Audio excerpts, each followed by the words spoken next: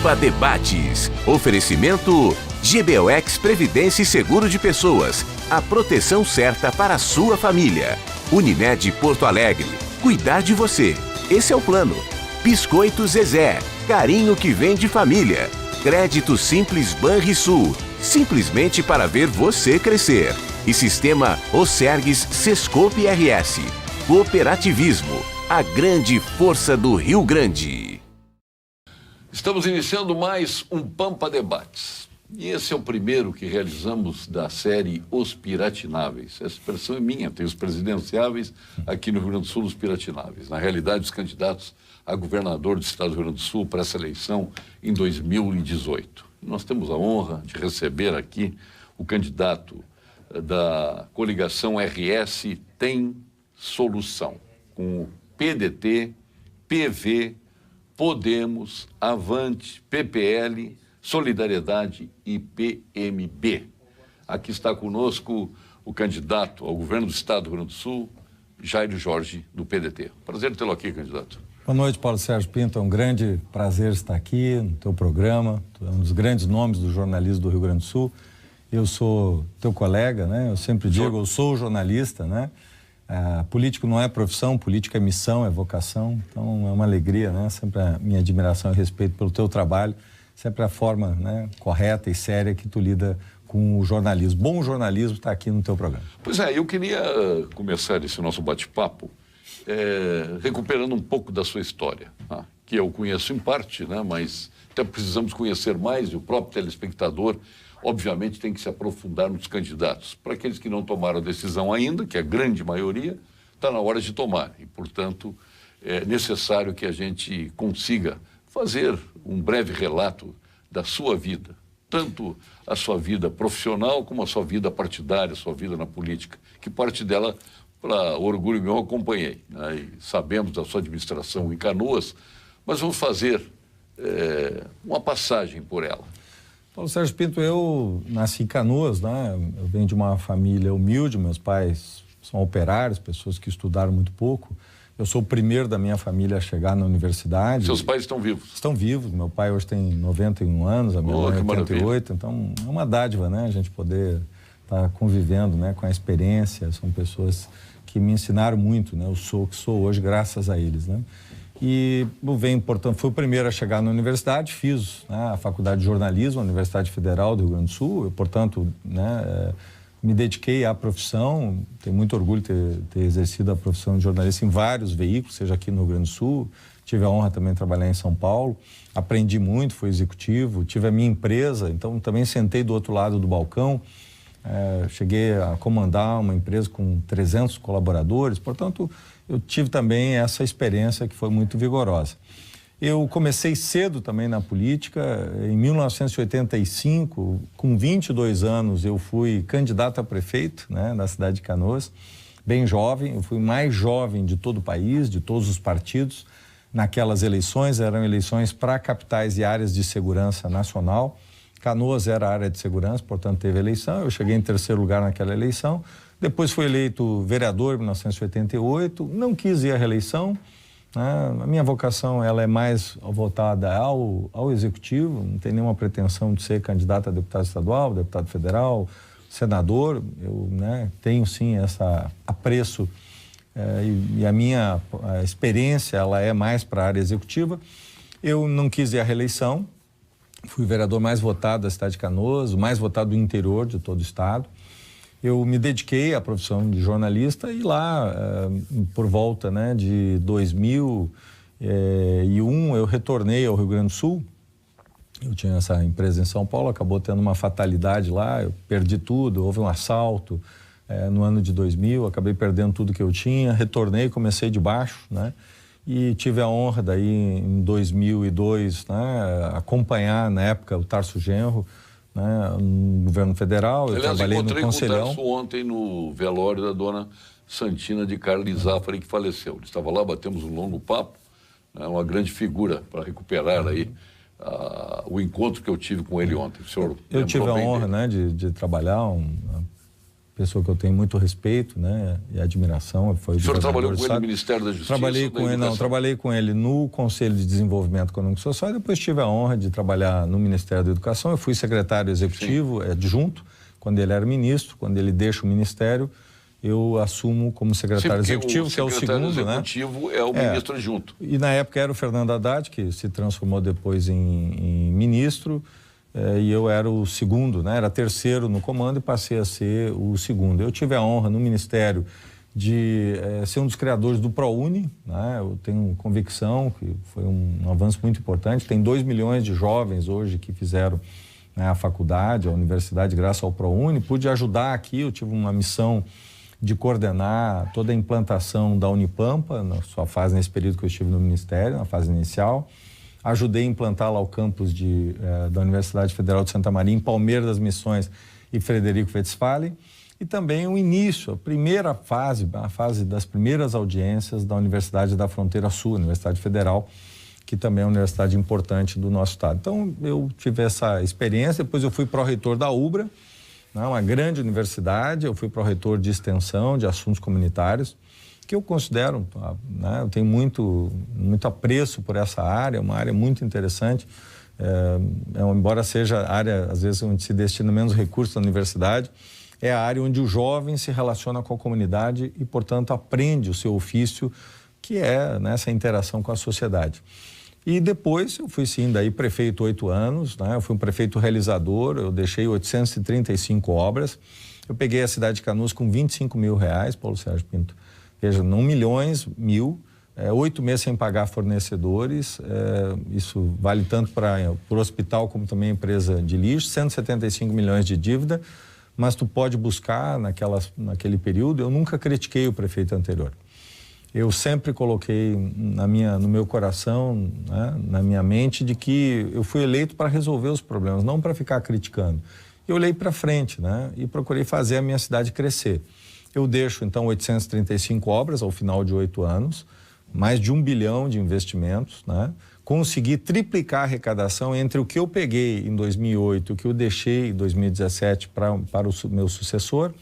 Eu tripliquei a arrecadação. Eu fiz isso exatamente desburocratizando, então menos burocracia.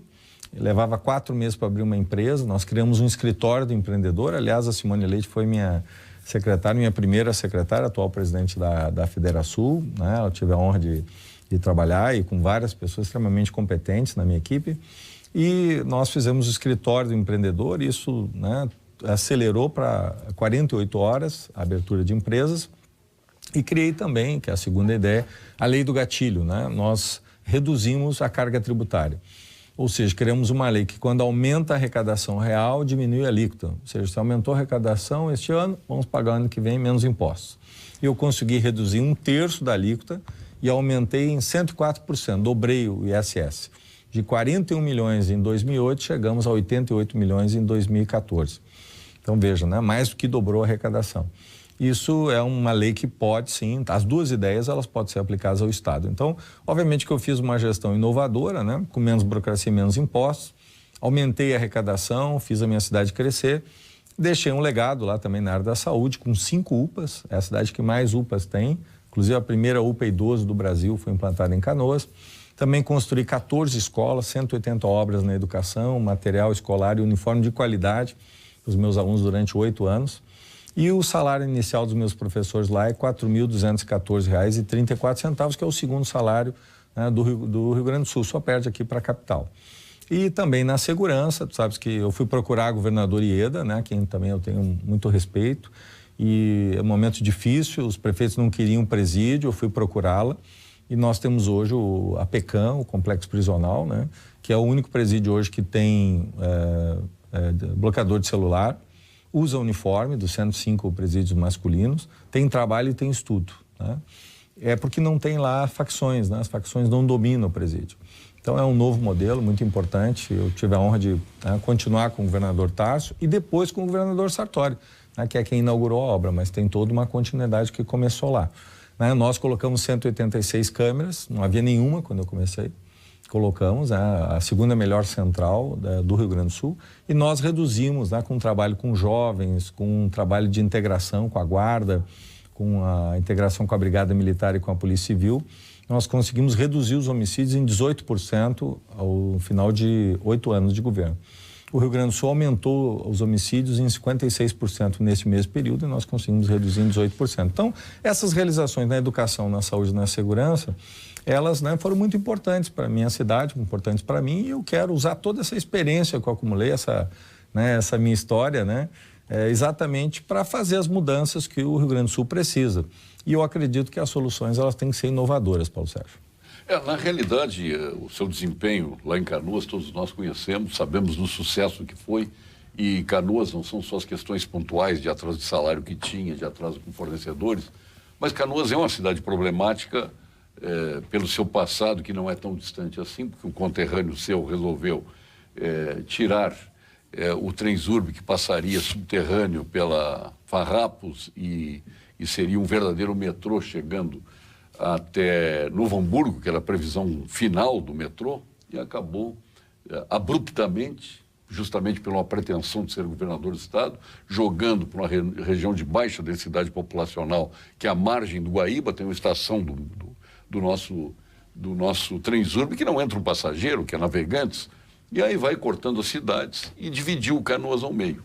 Então, as soluções, e uma solução, eu lamento não ter acontecido, porque não depende do senhor, a obra é federal, a Transurb é uma empresa estatal federal, que era colocar, ao menos em Canoas, o Transurb subterrâneo.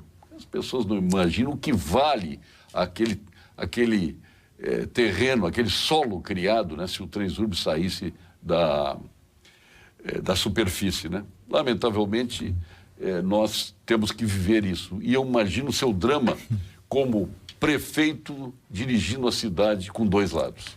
Nós conseguimos um avanço importante, Paulo Sérgio, porque tu tens toda a razão. Isso ficou essa dívida, né, da União com Canoas, porque separou a cidade. Com o Cloraldino Severo, né? Nós tínhamos ali, inclusive, a divisão, né, já com a BR-116. Isso gerou mais uma divisão na cidade, isso afetou a cidade de Canoas. Nós conseguimos um avanço importante, conseguimos recursos, nós estamos falando de recursos bastante significativos, foram mais de 10 milhões de reais para fazer o projeto executivo. Então, o projeto executivo que prevê, né, um Transurb subterrâneo, né, por uma faixa de quase 2 quilômetros, pega da entrada da cidade até o Shopping Canoas, este projeto já está concluído, inclusive com todo o licenciamento, o projeto executivo, não estou falando de um projeto básico, porque o grande problema no Brasil é que nós não temos projetos executivos, né? Nós conseguimos fazer não apenas o projeto básico, a partir do projeto básico nós fizemos o projeto executivo. E isso foi muito importante para que a gente possa, no momento em que a economia do país, né, efetivamente, né, sair... Tem o projeto, né? Estava se orçando aí por volta de... Inicialmente 250 milhões, depois por volta de 300 milhões. Aí tem uma série de outras obras também, viárias importantes, mas isso mudaria totalmente Mas solo criado já... Exatamente, essa é uma ideia, né, que inclusive nós previmos para o Transurb e também para o aeromóvel, né? O aeromóvel nós criamos todo um projeto de solo criado exatamente para financiar a expansão, porque quando tu tem um transporte de alta qualidade, tu tens também possibilidade de adensar, ou seja, ter mais casas, pessoas morarem ali, e também criamos isso dentro do projeto Aeromóvel. O Aeromóvel também é um projeto que infelizmente foi, né, nós não acreditamos em nós mesmos, né? Isso é uma coisa que os gaúchos, nós temos que nos perguntar. Veja, como é que alguém vai colocar o aeromóvel em qualquer lugar do mundo? Hoje tem mais de 70 projetos em 15 países. Mas a grande pergunta é por que os gaúchos não querem o aeromóvel, né? E o aeromóvel já testou, provou, diziam que não ia dar certo, provou no aeroporto, transportou milhões de passageiros ali, transporta cotidianamente. Então, o que falta é nós acreditarmos nele, né? E eu vejo uma tecnologia sustentável, né? Econômica, viável, barata para os padrões, né? Se a gente comparar com um metrô, obviamente, né? Estou comparando com algo, ou com VLT, ou com outros sistemas, ele é compatível. E é uma tecnologia nossa, genuinamente gaúcha, né, brasileira. O senhor né? eleito governador vai ter todas as possibilidades de, inclusive, valorizar o próprio aeromóvel. Inclusive a Marco Polo, né? Nós chamamos a Randon Marco Polo para construir as unidades, né? Veja, na indústria gaúcha, né? Então, imagina se a gente exportar para todo mundo aeromóvel. A indústria gaúcha, né? A excelência gaúcha Chegamos a chamar a Siemens, né? Veja, uma das maiores empresas do mundo para fazer o sistema. Se nós não acreditamos, como é que nós vamos vender? Você vê os chineses, a maior empresa de trens do mundo, que é a China Rail, que é uma grande empresa, né, de trens, ela veio para cá e participou de uma licitação, ganhou, era 103 milhões, fizeram 80 milhões, veja o desconto que eles deram para fazer a obra. Por quê? Porque eles queriam assumir não só a obra, mas depois participar da parceria público-privada, da PPP, para a gestão. Porque eles queriam levar para a China, queriam levar para a China a ideia. Mas aí nós entramos nessas disputas, né? No Rio Grande do Sul é assim, a gente infelizmente tem muito dessa coisa de não continuar o trabalho dos outros. Isso é negativo, né? Eu entendo que todas as coisas positivas que o atual governador está fazendo tem que continuar. As coisas boas que o governador Tarso, o governador Rigoto, o governador Ieda fizeram, eu penso que nós temos que dar continuidade, né? Eu acho que essa coisa, né, nossa, de chimango maragato, essa briga permanente, sabe, Paulo Sérgio? Isso no Rio Grande do Sul é um impasse, é um beco sem saída. Nós temos que ter convergência. Eu não estou atirando pedras em ninguém. São 17 meses que eu estou percorrendo o Rio Grande. Eu visitei os 497 cidades do Rio Grande do Sul, né? Não tem nenhuma cidade que eu não tenha visitado. Todas elas eu plantei uma árvore, eu ouvi os gaúchos, 28 mil gaúchos e gaúchas. Realizei mais de 1000 reuniões. Percorri mais de 100 mil quilômetros de estrada exatamente para ouvir os gaúchos, né? Os seus sonhos, as suas angústias.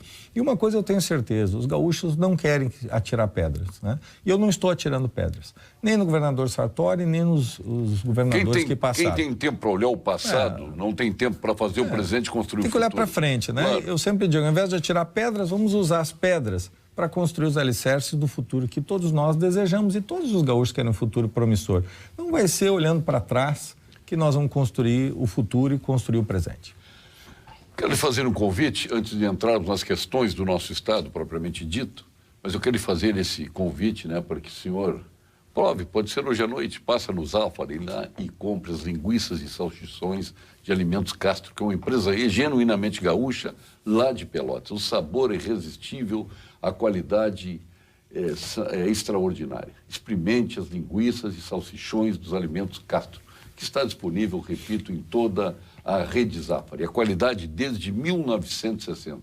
Como temos empresas maravilhosas lá em Pelotas, a própria Biscoito Zezé é uma empresa também fantástica, né? Está conosco aqui no programa. A eleição Cremer, seguindo resolução do Conselho Federal de Medicina, a votação é preferencialmente por correspondência. Material para votação foi encaminhado a cada médico. Aqueles que não votaram através dos Correios pode votar neste dia 7 de agosto, das 8 da manhã às 20 horas, na sede do CREMERS. CREMERS, Estado de Alerta pela Saúde. Eu quero começar, poderia começar perguntando qual é o principal problema do Rio Grande do Sul. Nós vamos chegar à segurança, o senhor é homem ligado à educação, pode falar em educação, mas na realidade eu quero começar pela economia. A essência da nossa economia está lastreada no setor agrícola, né? Que realmente tem sido alavancador do desenvolvimento do Estado e tem sido o ponto positivo no nosso PIB. A indústria sofreu muito, o que teve de positivo veio do setor agrícola, da indústria de máquinas e equipamentos agrícolas, que seu candidato a vice-governador está presente, presidente do CIMERS, licenciado, porque é candidato a vice-governador. Então, justamente pelo setor agrícola, a gente diz, não, da porteira para dentro vai muito bem tecnologicamente, o pessoal se aperfeiçoou, o pessoal do campo, da porteira para fora tudo vai mal. Tanto é que hoje, um transporte de não me toque, vamos pegar lá a região da produção, até Rio Grande, ele é mais caro, quase 5 vezes que um transporte de Rio Grande até Xangai, na China. É possível isso? Então, vamos começar pela economia do Rio Grande do Sul, especialmente a questão da logística, dos transportes, né, que estão aí premidos exatamente pela falta de recursos e onde a manutenção que acontece, até o Pedro Westphalen teve um bom desempenho, mas sem dinheiro, né? E o que conseguiu ainda tinha financiamentos que vieram de Tarso Genro. Mas é isso que eu queria que o senhor avaliasse. Como dá para mudar esse status quo do Rio Grande do Sul, acrescentando indústria, comércio, criando uma economia mais geradora de emprego e renda em consequência de desenvolvimento? Paulo Sérgio, o Rio Grande do Sul entre 2011 e 2014 cresceu 8,6%. Se a gente comparar com Santa Catarina, 18%. Pernambuco, 17%. Goiás, 24,9%. né? E o Paraná 34,7%. Isso aí. Né? Se a gente tivesse crescido o nosso ICMS entre 2008 e 2016 na mesma velocidade, no mesmo percentual que o Paraná, hoje nós teríamos mais de 3 bilhões, quase 4 bilhões a mais nos cofres públicos, o que ajudaria. Nós temos aí um déficit, né? Hoje na faixa de 432 milhões, só para a gente ter uma ideia, esse primeiro semestre o déficit no estado foi de 2 bilhões e meio. Então devemos chegar provavelmente a 5 bilhões. Praticamente, né, nós estaríamos quase equilibrando as contas se nós tivéssemos crescido apenas na mesma velocidade do Paraná. Por que eu falo Paraná? Porque tem o mesmo PIB do Rio Grande do Sul, né? Tem uma economia muito semelhante, muito próxima. É uma economia consolidada, muito parecida. Então, né, tem a nossa tradição. Muitos gaúchos desbravaram, né, vastas regiões lá do Paraná. Então, eu acho que vale a pena a gente olhar o que os outros estados estão fazendo. Veja o caso de Santa Catarina, com o projeto Pró-Emprego, né, desenvolvido a partir de 2007, é um sucesso. É o tratamento tributário diferenciado, eles olharam, desenvolveram. Né? Existe uma questão hoje séria, né? Veja o licenciamento ambiental no Rio Grande do Sul, apesar da secretária Ana Pellini estar fazendo um excelente trabalho, o nosso prazo de 900 dias, não adianta cair para 500 dias, Paulo Sérgio, porque isso é uma mudança fabulosa, mas é uma mudança incremental. Por quê? Porque São Paulo leva 150 dias na licença ambiental e Santa Catarina leva 90. Nós temos que tornar o Rio Grande do Sul o estado mais célere do Brasil. Nós temos que fazer um licenciamento de 60 dias. Estabelecer as premissas.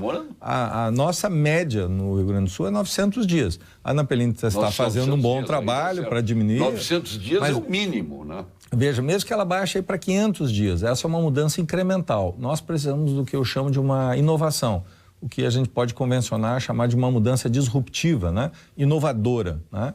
É isso que nós precisamos. Então, nós temos que ter uma licença impositiva, né, dentro das premissas, das exigências. O que são os pré-requisitos? Precisa isso. Atendeu? No 60º dia, fechou 2 meses, a licença é automática. Nós precisaríamos mudar, ser o estado mais rápido do Brasil. É possível sim. A gente conhece muito bem o Parque Shopping de Canoas, né? O Barra Shopping aqui, do Grupo Multiplan, levou 5 anos para ser licenciado. Lá nós licenciamos 57 dias. 10 anos o Pontal do Estaleiro. Exatamente. Então, para tu ver, lá em Canoas nós licenciamos em... Porque 10 anos, mas o Pontal... Começou antes. Sim, começou com a quebra do estaleiro, né? Do estaleiro só, há mais de 30 anos atrás, né? Veja, lá nós licenciamos 57 dias um shopping. Parabéns. Né? E o Max Plaza, que também é um grande investimento que está na sua fase de finalização, vai ser inaugurado nos próximos meses, também foi licenciado em 57 dias. Isso é muito importante. Se não tivesse feito isso, o shopping gerou 3 mil empregos diretos, 6 mil indiretos, 750 milhões de investimento na cidade. Então, é preciso ter celeridade. É preciso, né, que a gente possa reduzir a burocracia. E é preciso também diminuir o ICMS. O nosso ICMS está muito alto. Nosso ICMS está tirando competitividade das empresas. Por isso que as empresas estão saindo. E eu queria alertar que as empresas estão indo embora para o Paraguai. Porque existe um projeto chamado Maquila, o governo do Paraguai, né, tem uma energia muito barata, 1/3 da nossa. Lá o imposto é 1% só. Então o IVA, né, é um valor muito competitivo. Eles têm uma série de vantagens, estão tirando as empresas do Rio Grande do Sul. Eu vi uma empresa em Nova Prata, eu vi uma empresa em Rolante que saíram... O IVA está quanto no Paraguai? 10%? É 1%. Dentro do projeto Maquila, 1%. 1% ao mês. Então veja então, que eles... 1% geral, a alíquota é de 1%. Veja... Então, eles têm um projeto único, bastante ousado, bastante agressivo, no sentido de buscar empreendimentos. Então, são competidores, né? Santa Catarina, né? Os demais estados da federação, o Goiás está crescendo muito, Ceará, Pernambuco, a Bahia, né? São estados como Santa Catarina e também o caso de Porque seu Paraná. Candidato a presidente da República, o Ciro Gomes... E a gente fala, o Ciro é louco, é isso, aquilo, dizem horror, mas o Ciro fez um excelente governo. Ele começou a aproveitar bem a guerra fiscal. Sim. E usando a guerra fiscal, ele conseguiu valorizar o Ceará, né? Desviou várias empresas de outros estados para o Ceará. Ele criou uma espécie de um tratamento tributário diferenciado, que hoje Santa Catarina deu esse formato, e ele foi inovador, né? Na época ele criou esse mecanismo para a indústria têxtil, para manter, para a indústria o sapato, a indústria calçadista. Então, isso gerou um dinamismo muito importante na economia, né, do Ceará. O Ceará hoje é o estado que investe mais no Brasil e é o que tem a melhor saúde fiscal. Eu vou intervir aqui com algumas questões E eu só para fechar, eu entendo então que esse binômio, menos burocracia e menos impostos, ele é fundamental para fazer a arrecadação crescer nesses patamares, não o patamar que nós estávamos, mas um novo crescimento. Exatamente, Paulo Sérgio, para romper essa crise do Rio Grande. Nós precisamos fazer o Estado crescer. É claro que tem que, né, mas como é que vence essa burocracia? Só para completar, não adianta o político querer e chegar lá na ponta, o funcionário de carreira diz não. E do alto da soberba do seu concurso, ele impede o crescimento. Ele normalmente é contra tudo e contra todos. Como é que reverte isso na cabeça daquela pessoa que tem o poder de decisão como técnico concursado? Eu acho que primeiro nós não podemos, temos que acabar com essa guerra santa, né? É preciso nos conectarmos com a inteligência do Estado. É preciso um novo caminho de diálogo, né? Veja, quando um empresário ele, né, está com dificuldades, ele chama seus funcionários, para ele nem mais são funcionários, são colaboradores, ele os mobiliza, ele coloca a missão da empresa, ele coloca esse desafio de todos trabalharem e todas as empresas hoje, boas empresas, elas trabalham dessa forma como estou colocando. A gente tem que fazer o mesmo no Estado. Não pode ter uma visão na iniciativa privada e outra no setor público. Nós temos que trabalhar com os nossos servidores não como um problema. Se a gente achar que o servidor público é problema, bom, nós já geramos o problema. Nós temos que trabalhar com a ideia... Não, ele deveria ser a solução, é isso que eu entendo. O servidor tem que ser a solução, ou seja, a inteligência do Estado tem que ser conectada. Então, nós temos que ter capacidade... O senhor acha que ele desmotivado, ele acaba... Isso nas suas decisões, ele começa a atrapalhar. É uma política própria, o pagamento a conta-gota, a forma muitas vezes desrespeitosa, isso acaba desconstituindo a inteligência, né? Então, nós temos que nos conectar, obviamente que tem que ter autoridade, tem que ter firmeza. É preciso também uma revisão do processo administrativo, é preciso um conjunto de mudanças legais, isso se faz só no início do governo. Eu entendo que tem que fazer isso, temos que desburocratizar, temos que ter celeridade com responsabilidade. Isso não significa... Veja, eu não desobedeci absolutamente nada na legislação, mas tivemos celeridade. Então, é preciso também alterar, eu estou propondo não mais 17 secretarias como o atual governo tem, ou 27 como o governo anterior tinha, mas apenas 10 novas estruturas. Parabéns. Estruturas mais horizontais, mais temáticas, portanto, uma nova forma de gerir com apenas 3 níveis hierárquicos. Um nível da formulação, que é o governador e os seus secretários, um nível do desenvolvimento, que é um diretor, e um nível de execução, que é um gerente. Veja, apenas 3 níveis. Isso vai dar muita rapidez para o Estado. Isso dá mais, né, eficiência também. Então, é preciso reestruturar o Estado, uma nova máquina. Essa estrutura de secretarias foi criada por uma mente brilhante, foi Júlio de Castilho, né, lá no final do século XIX, né, mas ela é inadequada hoje para pensar soluções do século XXI. Então, nós precisamos de um novo Estado, um Estado, né, eu defendo o Estado. Agora, eu defendo um Estado que seja eficiente, que o cidadão esteja em primeiro lugar, né, que ele seja resolutivo, que seja mais leve. Ágil. Né, mais ágil. Veja, em cada R$100, né, nós deixamos 15 para o Estado, para a máquina. Santa Catarina é 9,8. Veja que o tamanho do Estado em Santa Catarina é menor. É claro que o Rio Grande do Sul, nós chegamos à universalização antes dos outros, né? É por isso que nós temos mais inativos do que ativos, é por isso que nós temos uma estrutura maior. Nós chegamos na educação, na saúde, na segurança. Em primeiro lugar, foi um Estado modelo para o Brasil. Mas nós temos que ser também modelares, inovadores, que ter uma nova estrutura que nos dê celeridade, agilidade. E eu acredito que essas ideias novas, caminhos novos, elas têm que ser colocadas bem no início do governo, onde tu tem a legitimidade do voto, tu tens autoridade política e normalmente sempre os deputados sempre apoiam e votam naquilo que o candidato defendeu. É claro que se o candidato dizia que ia manter impostos ou não ia aumentar impostos, né, e depois vai lá e quer aumentar impostos, bom, aí realmente é uma incoerência. Mas a história gaúcha mostra que sempre os parlamentares, a Assembleia, apoiam o governador eleito naquilo que é necessário para construir o seu programa de governo, desde que as mudanças sejam no início. Não pode levar 9 meses para daí nascer a primeira mudança. Nós temos que mudar imediatamente, fazer as alterações, mas para melhorar o Estado, né? Para valorizar o servidor público, né? Para criar um diálogo, para que a inteligência, eu estou propondo um grande pacto de inteligência com os servidores públicos. Eu acredito que a partir disso dá para gerar uma motivação e buscar as soluções que o Rio Grande do Sul precisa. Grandes histórias começam nas melhores vinícolas. Olha o que o senhor tem para governar aí. Se transformam em vinho e chegam à sua taça através do trabalho minucioso da Vinho do Mundo. Que importa, é verdade, Mendonça, do Vale do Colchagua, Piemonte, Toscana, Languedoc, Patagônia, Tejo e muitas outras regiões, como a nossa região serrana, o Vale dos Vinhedos. Ali estão os mais diferenciados rótulos. Viva a melhor experiência do velho e do novo mundo em uma das lojas da Vinhos do Mundo, na Cristóvão Colombo 1493, na Getúlio Vargas 1135 e na Lípio César 203. Vinho é na Vinhos do Mundo. Atenção profissional da área de saúde. Você quer mais tranquilidade e segurança no seu dia a dia? Você está coberto de razão, todos nós queremos. Então chegou a hora de fazer o seguro responsabilidade civil da Unicred. Além de fortalecer o cooperativismo, você trabalha sem preocupação para continuar prosperando, para conhecer todos os benefícios e coberturas do seguro responsabilidade civil. Converse com o seu gerente de relacionamento Unicred e aproveite as condições especiais que só a Unicred tem. Vamos agora ao quadro saúde com a doutora Lídia Longinotti. Aliás, hoje o Instituto Kaplan assinou um acordo com o hospital lá de Taquara, com a área de oncologia de Taquara, e vai começar a operar a área de oncologia. Quer dizer, todo mundo feliz na comunidade, os médicos do Instituto Kaplan da mesma forma. Então nós vamos agora, um grande abraço ao doutor Gilberto Schwartzman, nosso PhD em oncologia, homem de larga experiência, o mais jovem membro da Academia Brasileira de Medicina, presidente da Sul Rio Grandense e presidente da Bienal do Mercosul. Da equipe do Dr. Gilberto Schwartzman, vem a doutora Lídia Longinotti. Fale, doutora Lídia. Boa noite. Eu sou a doutora Lídia Longinotti, oncologista do Instituto de Oncologia Kaplan.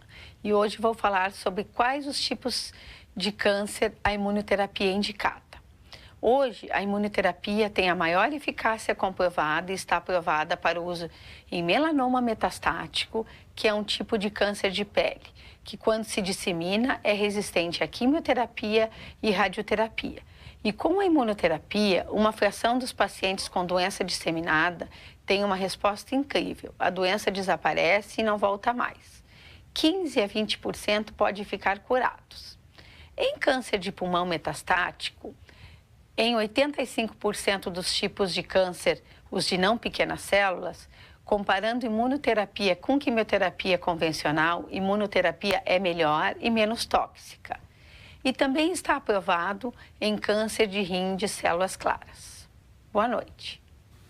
Boa noite, doutora Lídia Longinotti.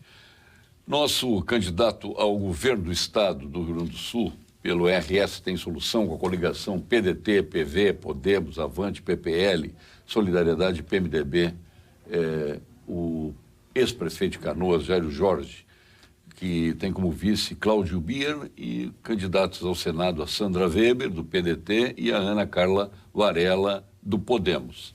Pô, as mulheres estão forte, equiparadas aos homens aí, estão fortes. A força de duas mulheres. A Ana Carla Varela é administradora de empresas e a Sandra Weber é cardiologista, já foi vice-prefeita de São Gabriel.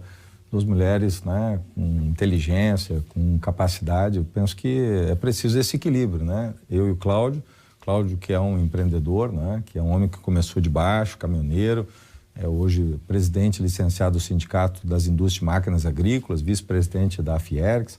Então nós estamos aqui grande juntando, figura, né, Bier, grande figura. Meu parceiro, nós estamos juntando, né, o Rio Grande que produz com o Rio Grande que trabalha, né?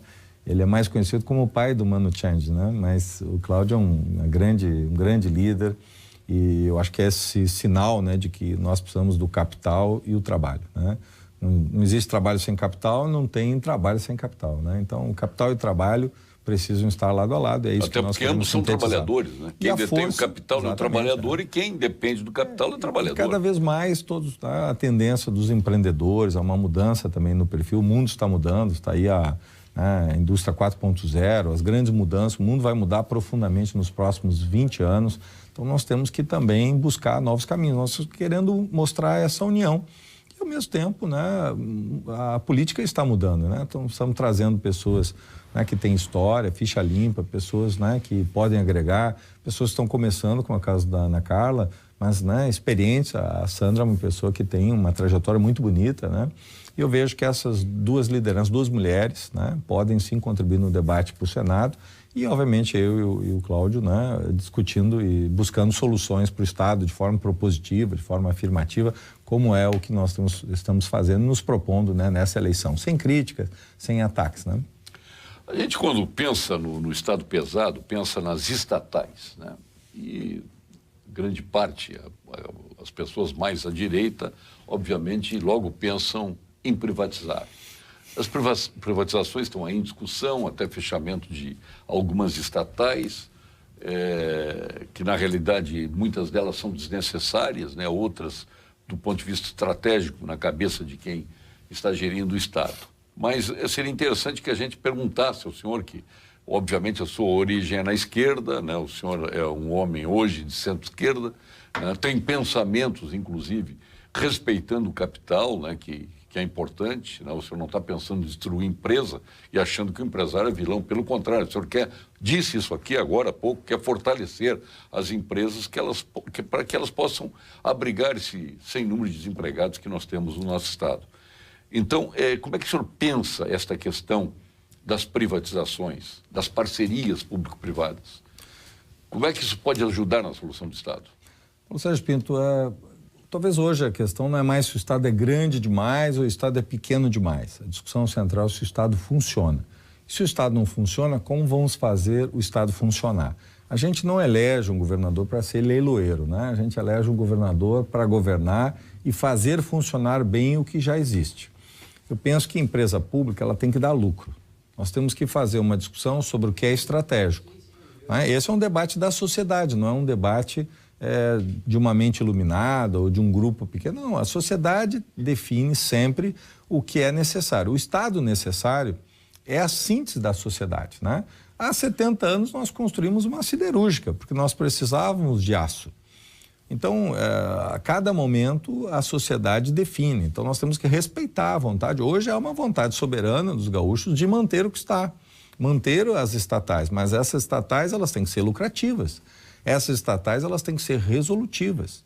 E eu proponho gestão, porque muito do que ocorre hoje, né, empresas que deixaram, não são lucrativas, foi porque também se deixou chegar nessa situação. O senhor concorda que, por exemplo, uma Corag exista como gráfica, cobrando preços do Estado, que o único cliente da Corag é o Estado, cobrando preços mais caros que a iniciativa privada, fazendo diário oficial, como fazia, que agora não é mais, e cobrando uma fortuna, custa mais caro que qualquer jornal, um balanço publicado no Diário Oficial que qualquer outro lugar, e as pessoas são obrigadas a publicar no Diário Oficial. Isso é justo com a sociedade? Paulo Sérgio, exatamente o que eu lembrei, né? Eu falei que há 70 anos se construiu uma siderúrgica, mas também se construiu uma gráfica e uma rotativa. Por quê?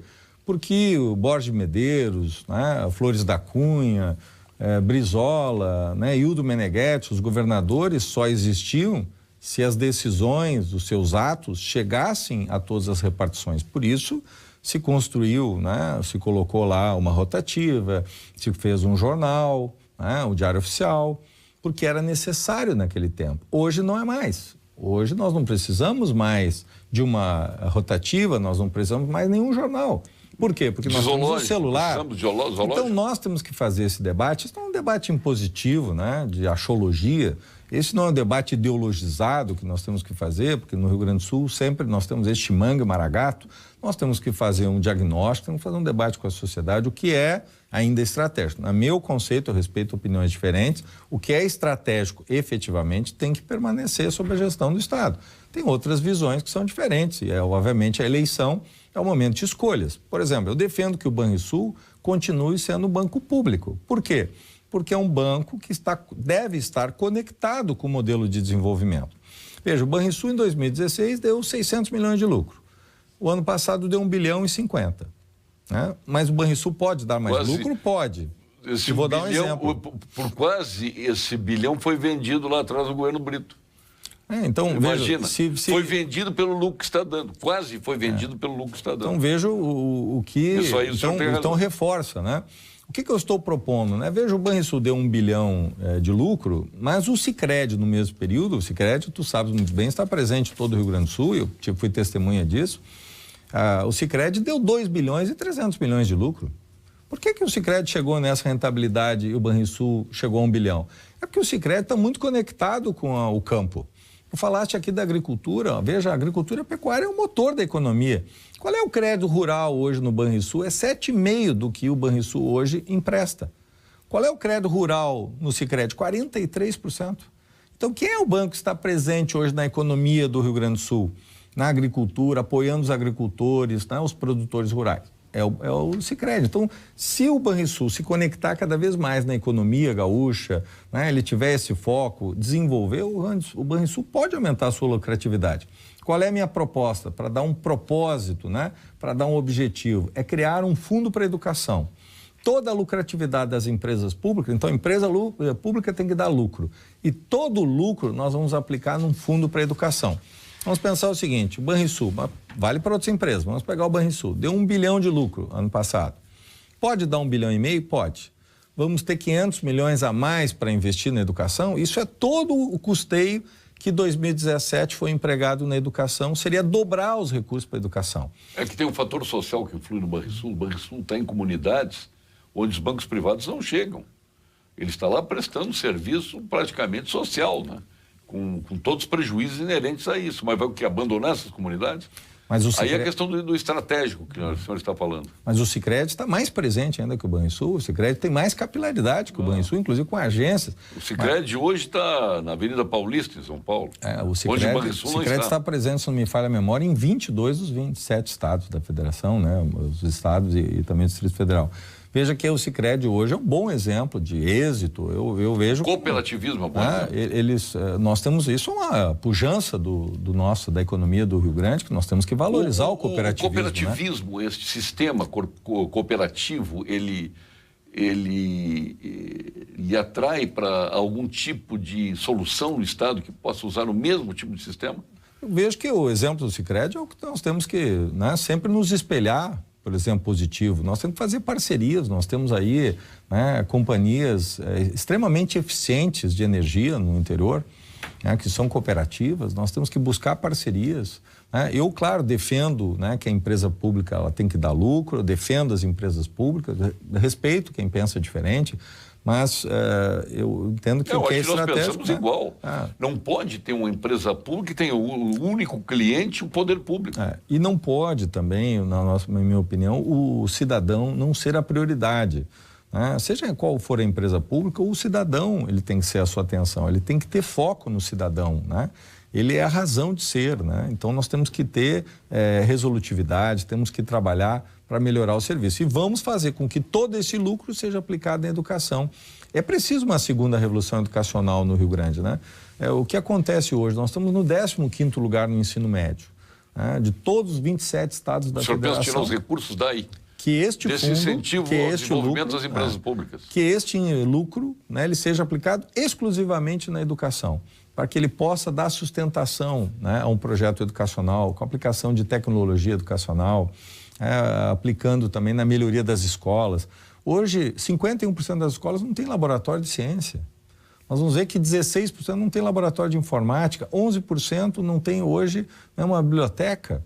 27% não tem quadra de esporte. Condições sanitárias de existir. Então, nós precisamos efetivamente melhorar a infraestrutura escolar, investir na formação dos professores. O jovem não quer ser mais professor. Nós temos que investir, nós temos que... Então, uma profissão que tem que ser recuperada. Tem que ser recuperada, é preciso políticas, inclusive de formação. Eu respeito os professores, eu acho que os professores eles têm que ser extremamente considerados. E não são as pessoas que se desmotivam. Paulo Sérgio, nós somos o que somos graças aos nossos mestres. Isso, né? Exatamente. Veja, eu sou jornalista, né? Eu não tinha nenhum livro na minha casa, né? Quem é que me ensinou a amar os livros? A minha primeira professora, que me alfabetizou, ela me despertou o amor aos livros, à palavra. Veja, eu me tornei um profissional, né? Cujo ofício é as palavras, o jornalista. A quem eu devo isso? Aos meus mestres. Porque eu lia nas bibliotecas públicas, na minha escola, a biblioteca pública, né, da cidade, da prefeitura.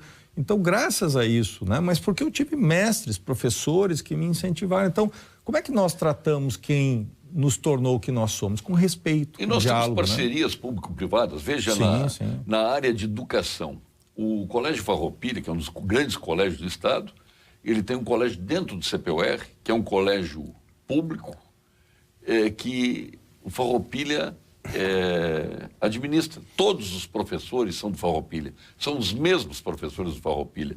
Os alunos mais bem colocados, eles têm bolsa de estudos do Farroupilha para o 2º grau. Então, não tem como fazer mais parcerias como essa? Tem. Tem, sim. Falta liderança. Tem coisa que nem precisa de dinheiro, é a liderança, é a pessoa que está na gestão pública, que exerce esse papel de líder para conduzir a estas parcerias, que elas só funcionam exatamente com liderança. É chamar, conversar, valorizar, que sai. A gente sabe que eu sou extremamente favorável às parcerias público-privadas, né? E sabe disso, inclusive como prefeito, eu fui um prefeito que sempre defendeu e fez. Eu fiz parceria privada na saúde e na educação. Veja, ao invés de fazer concurso público, né, e buscar soluções já ultrapassadas, né, vamos comparar lá o Hospital de Pronto-Socorro de Porto Alegre com o de Canoas. Nós tínhamos 1/3 dos funcionários e tínhamos o dobro da produtividade no meu período. Então, veja, nós tínhamos um custo infinitamente menor e o dobro de produtividade. Então, fruto do quê? Fruto exatamente de uma parceria público-privada, que nós chamamos uma das melhores instituições do Rio Grande do Sul, né, para administrar os nossos hospitais. Porque quando a pessoa atendida salva a vida do pai, da mãe, do filho, ninguém quer saber quem está, né, quem é o contra-cheque, quem é que está pagando. Se o crachá dele é de um grupo hospitalar, se é do Mãe de Deus, do Moinho de Vento, as pessoas não querem saber, ou se é da prefeitura. As pessoas querem saber se o serviço é bom. Então, eu não tive preconceito. Eu chamei para administrar os meus hospitais as melhores instituições. E, ao mesmo tempo, na educação. Eu chamei instituições filantrópicas, né, comunitárias, para administrar as creches. Eu construí as creches e chamei as instituições para administrar. Então, é preciso inventividade. Eu defendo, sim, parceria público-privada. É o que eu disse. Não importa se o Estado é grande demais ou pequeno demais. Eu acho que a discussão hoje é se o Estado funciona. E aí nós não podemos ter preconceito, né? Já dizia, né, o Deng Xiaoping, né, não importa a cor do gato, importa que ele casse o rato, né? Então, às vezes, a gente fica discutindo nessa ideologia, né, separando a gente, e eu acredito todos ficaremos ricos. A gente também precisa olhar para frente, né? Eu vejo, às vezes, a gente fica andando para a direita, para a esquerda, e às vezes a gente, né, dá marcha ré. Nós vamos ir para frente. É claro que nós temos que gerar convergência, né? Como eu digo, eu respeito opiniões, né? A esquerda ou a direita, mas nós temos que ter convergência nesse momento. Nós falamos em cluster aqui, do cluster da saúde, enfim, nós temos excelência médica, que a coisa está muito desorganizada.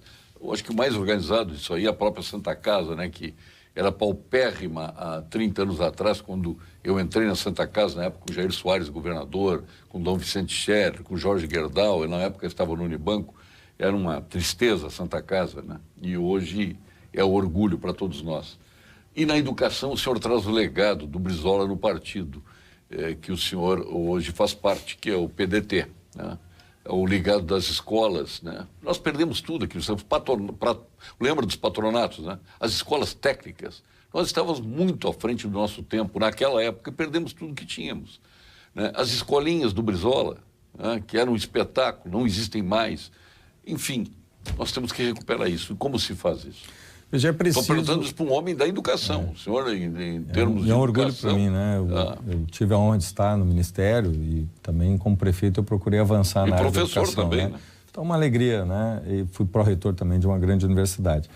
Veja, Paulo Sérgio, nós precisamos de uma segunda revolução educacional. A primeira quem fez foi o Brizola. Porque há 60 anos... Ele e o Darcy Ribeiro, né? Quando ele chegou a 60 anos... Quando ele estava no governador, como governador do Estado, não tinha Darcy Ribeiro. Não tinha, e no Rio ele incorporou e fez uma grande inovação com o CIEP, né? Mas veja, quando há 60 anos, em 1958, o Brizola ganhou a eleição, nós tínhamos 5,5 milhões de habitantes no Rio Grande do Sul. E metade da nossa população não sabia ler e escrever. Metade da população era analfabeta. Por que as pessoas não sabiam ler e escrever? Porque não tinha escolas. Nós tínhamos em torno de 1.700 escolas, ele deixou depois de 4 anos com 8.000. Nós tínhamos 12 mil professores, ele deixou com 42 mil. Nós tínhamos 306 mil alunos, ele deixou com 688 mil. Olha só a mudança, né? A mudança é uma verdadeira revolução. Claro que o tempo, hoje, os desafios do presente são diferentes, né, do passado. Mas nós precisamos ter o mesmo ímpeto.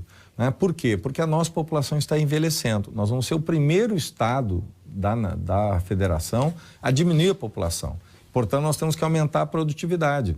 Aumentar a produtividade significa investir em ciência, tecnologia, inovação, e tudo isso é educação. Então, nós precisamos investir. Qual é a proficiência hoje de português? Veja, os alunos que terminam o 9º ano do ensino fundamental nas escolas estaduais, apenas 35% têm proficiência em português. Veja, 65 alunos em 100 saem da escola sem saber o que deveriam saber de português. E na matemática é de 17% apenas. Quer dizer, em cada 100, 83 saem sem saber o que deveriam saber de matemática. Não quer dizer, isso não é aprovação, isso é aprendizagem. Às vezes sai sem saber. E isso é grave, porque nós estamos no século dos algoritmos. Os nossos jovens deveriam estar aprendendo a programar, aprendendo nanotecnologia, robótica. E nós, hoje, não temos sequer o domínio dos conceitos básicos. Então, esse é o grande desafio. Nós precisamos, sim, de uma revolução, uma segunda revolução educacional, para que a nossa economia, num período muito curto, ela possa ter um ganho de produtividade, para que a gente possa dar sustentação àqueles que vão chegar daqui a 7, 10 anos na terceira idade e que precisam ter um Estado que tenha saúde, educação e segurança. Como se faz isso? Com educação.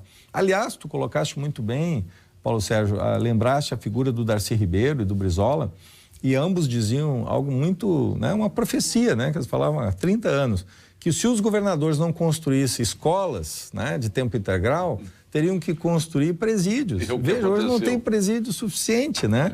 E toda essa tragédia que está ocorrendo no Brasil, o crescimento da violência, por quê? Porque não se investiu. Né? É uma luta, né? Hoje, o legado do Brizola, a escola de tempo integral, o CIEP, eu diria que é mais importante hoje do que quando ele implantou o seu primeiro mandato, depois o seu segundo mandato no Rio de Janeiro. Ele fez 503 CIEPs, cada CIEP com 1.000 alunos, né? Com estrutura, com alimentação, com uniforme, com material escolar. Ele levou dignidade, né? Infelizmente não foi dado continuidade a isso e o Rio está pagando um preço alto, né? Por tudo que está acontecendo lá. Olha, e apanhou tanto aqui a Neuza Canabarro quando queria dar sequência a tudo isso que o Brizola fez, né? Os anos passaram e hoje nós estamos clamando pelo que ela queria lá atrás, que as escolas de turno integral. Lamentável, né? O Colares fez 75 CIEPs, né? Fez 75 CIEPs, mas apanhou. Muito realizador e reformou quase 2.900 escolas num período como em 4 anos de governo. Mas apanhou. A dona Neuza, a professora Neuza Canabarro, Colares apanhou. A Gala Renault Canoas e Cachoeirinha traz sempre mais economia para você. Veículo zeríssimo com ofertas e taxas imperdíveis. E para cuidar do seu carro, oferecem produtos com a garantia Renault. Não tem pirataria. E a mão de obra especializada é a mais barata da região. É para você, assim, cuidar do seu Renault e economizar. Sua concessionária Renault, na capital e na região metropolitana, é Gala Renault. Gala Renault, muito mais que carros. Agora, com Gimo, qualidade comprovada, nós vamos ao ponto final. Ponto final, oferecimento produtos Gimo, qualidade comprovada. É que o telespectador está aqui. Boa noite, Paulo Sérgio. Muito bom programa. Está dizendo o nosso amigo Jaime, da Zona Sul de Porto Alegre. Por que os candidatos, e sugiro ao candidato Jair Jorge, que registre em cartório suas promessas de campanha, para que não fiquem promessas vazias e depois ele possa comprovar tudo o que fez? Eu fiz isso como prefeito. Eu apresentei 30 propostas durante todo o meu governo, primeiro mandato. De 6 em 6 meses eu prestei contas à sociedade. Eu ia para reuniões abertas e também na internet, prestando contas do que eu havia feito até aquele momento. Eu cheguei ao final do meu primeiro mandato com 95% atendido das minhas 30 propostas. Na minha reeleição, apresentei 50 propostas e todos os semestres, o conjunto de metas, foram mais de 2.300 metas para cumprir. E eu cumpri 90%, não cumpri 100%, mas cumpri 90%. E vou apresentar também, estarei registrando nos próximos dias, um programa com ideias, propostas, para que a sociedade possa acompanhar. E eu acredito que é este caminho, como eu fiz em Canoas, né? Com democracia, indo os sábados no Prefeitura na rua, indo às quintas-feiras na estação. O Zago está perguntando aqui, até para a gente fazer mais um ping-pong, claro, dar mais oportunidade ao telespectador, onde é que o senhor vai tirar recursos para tudo isso? E ele disse, o senhor tem como recompor o baixo salário dos professores e acabar com o parcelamento e pagar em dia? não existe mágica, né? Adoraria ter uma cartola e tirar um coelho, mas nós temos que fazer o Rio Grande do Sul crescer, temos que economizar também. Eu apresentei aqui algumas propostas que têm capacidade de reduzir o custeio, de dinamizar o Estado, fazer o Estado crescer. É este o caminho. Veja, eu tripliquei a arrecadação. Eu não estou falando em tese, eu estou sustentando o que eu estou propondo em cima do que eu fiz. É a minha experiência. Eu peguei uma prefeitura quebrada, não olhei para trás e consegui triplicar a arrecadação. Camilo, Paulo Sérgio, como morador de Canoas, agradeço ao ex-prefeito Jairo Jorge pela competência da administração, especialmente no setor de saúde. O atendimento é feito com hora marcada nos postos de saúde, sempre com o mesmo médico. Dilon Camilo. O sistema de teleagendamento foi a primeira cidade do Brasil a fazer isso, foi uma inovação. Hoje tem mais de 40 cidades no Brasil que já estão adotando, né? Eu acho que tem que melhorar a qualidade de vida do povo e acho que a saúde é essencial. O Lores Luiz Pavone, de Bento Gonçalves, fazem 35 anos que eu ouço só promessas. Duvido que ele faça um quinto do que está prometendo. Eu cumpri o que eu fiz com as promessas, né? Eu não entendo como promessa, eu entendo como compromissos, né? Eu cumpri 95% do meu primeiro mandato e cumpri 90%, mas para isso eu tive metas, indicadores, eu questionei a minha equipe, né? Eu fui para a sociedade para apresentar o que eu estava fazendo, não só na eleição. De 6 em 6 meses eu colocava a cara a bater. Todo sábado eu estava discutindo com a comunidade ia nos bairros, eu ia nos bairros para atender. Às quintas-feiras de madrugada eu ia na estação do metrô, qualquer pessoa podia me acessar, cobrar. Foram milhares de pessoas. Eu acho que é esta forma de governar, não escondido dentro de um palácio, né? Mas se colocando, debatendo, discutindo e a população cobrando. Foi a forma que eu governei, por isso eu cheguei, né? Eu fui reeleito com 71% e eu terminei meu governo, né, com uma aprovação de 77,8%. Não é eu dizendo, a pesquisa da prefeitura. Isso foi feito pelo jornal Correio do Povo, Instituto Metros, com as maiores cidades do Rio Grande do Sul, e eu tive a honra de ser o prefeito mais bem avaliado. Eu acho que isso ajuda, né? Pergunte ao candidato Jairo Jorge o que ele tem de propósito para a segurança pública gaúcha, tendo em vista que quando o prefeito de Canoas criou entraves e dificuldades à melhoria do tema de primeira necessidade, não investiu na atuação da Guarda Municipal. Olha, não sei de que cidade está falando, porque eu contratei 40 agentes, comprei as armas, treinei eles e agora as armas foram distribuídas, armas que eu comprei. E fez o radar do tiro, né? Como é que chamava? Criei lá o ShotSpotter, um sistema que existia nos Estados Unidos, em 120 cidades americanas, foi a primeira cidade fora dos Estados Unidos, no mundo, a adotar a tecnologia. Coloquei 186 câmeras, não tinha nenhuma, né? Eu procurei fazer o melhor, é claro que... por mais que a gente faça, sempre há muito por fazer. Criamos, né, grandes projetos para os jovens, né, a Casa da Juventude na Guajiviras, na Matias. É claro que às vezes tem política, né, tem pessoas que têm opinião diferente, respeito muito o atual prefeito, né, tem feito o seu trabalho, né, continuou várias coisas que eu estou fazendo, mas às vezes tem pessoas que pensam diferente. Parabéns ao programa, estou encantado com as ideias do candidato presente. Precisamos baixar impostos para desenvolver o nosso estado com competitividade. Ronaldo dos Santos. É preciso coragem, mas esse é o caminho. Nós temos que reduzir a carga tributária. Minha proposta é implantar a lei do gatilho. Já caí a alíquota geral em 2019 para 17,75%. A gente avaliar um ano, né, e aí eu ver o resultado, se aumentar a arrecadação, cair para 17,50 e assim sucessivamente. E para a gasolina, cair de 30 para 29. Já ter um gatilho de 1%. Isso a partir de 1º de julho de 2019. Então nós temos que ter ousadia. Eu sou o único candidato hoje que está propondo isso, mas eu acredito, eu não prometi que ia diminuir impostos, eu fiz. Acho que isso é importante. Falar é fácil, difícil é fazer. Está dizendo aqui o Leocides Turre de Canoas que o senhor aumentou o IPTU em determinados bairros em até 200%.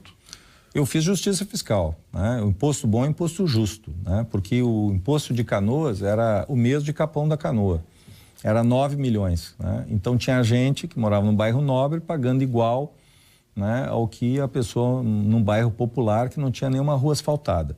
Então nós fizemos equilíbrio, teve gente que diminuiu impostos, 40% da cidade diminuiu impostos, mas 30% que tinha um imposto muito, né, baixo, abaixo do preço de mercado, foi corrigido. Então nós fizemos justiça fiscal.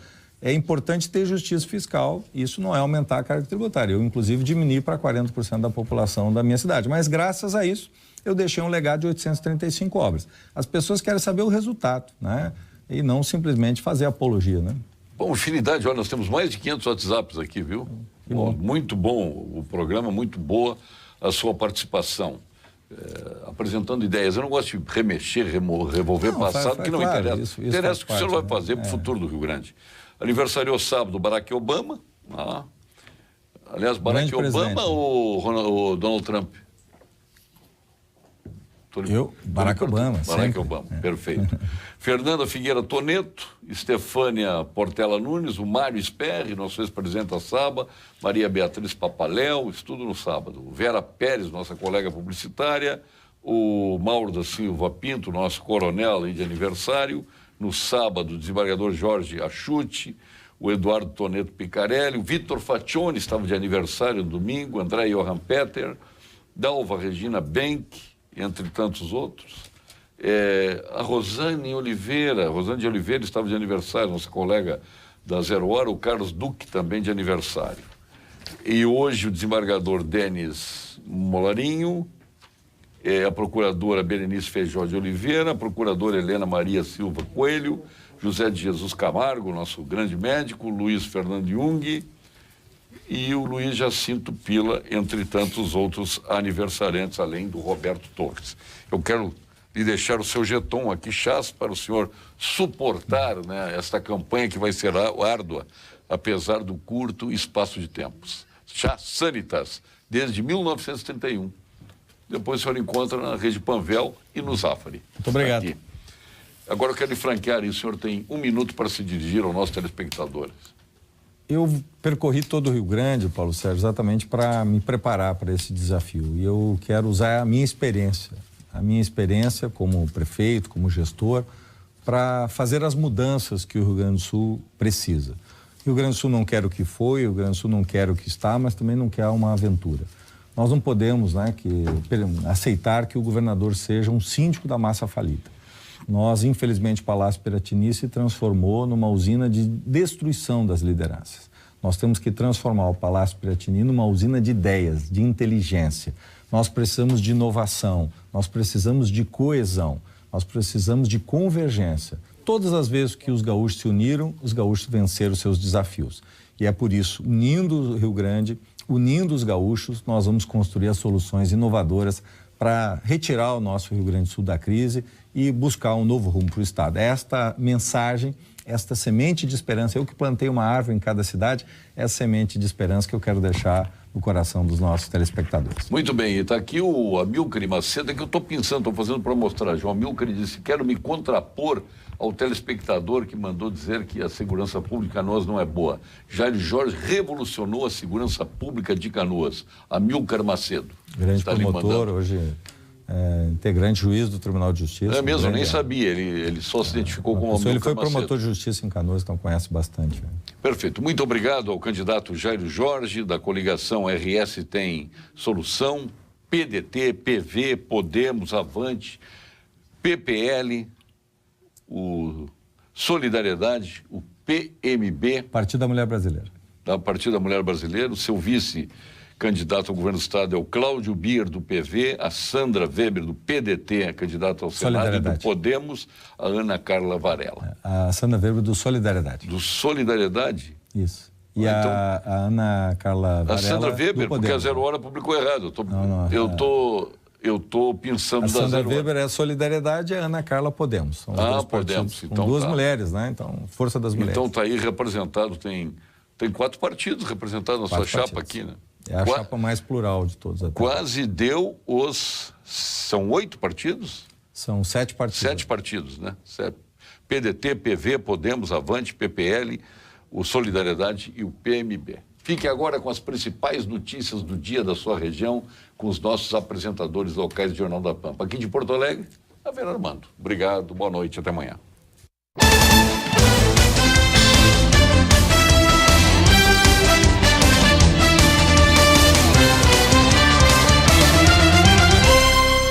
Pampa Debates. Oferecimento GBOX Previdência e Seguro de Pessoas. A proteção certa para a sua família. Unimed Porto Alegre. Cuidar de você. Esse é o plano. Biscoito Zezé. Carinho que vem de família. Crédito Simples Banrisul. Simplesmente para ver você crescer. E Sistema Osergues Sescope RS. Cooperativismo, a grande força do Rio Grande.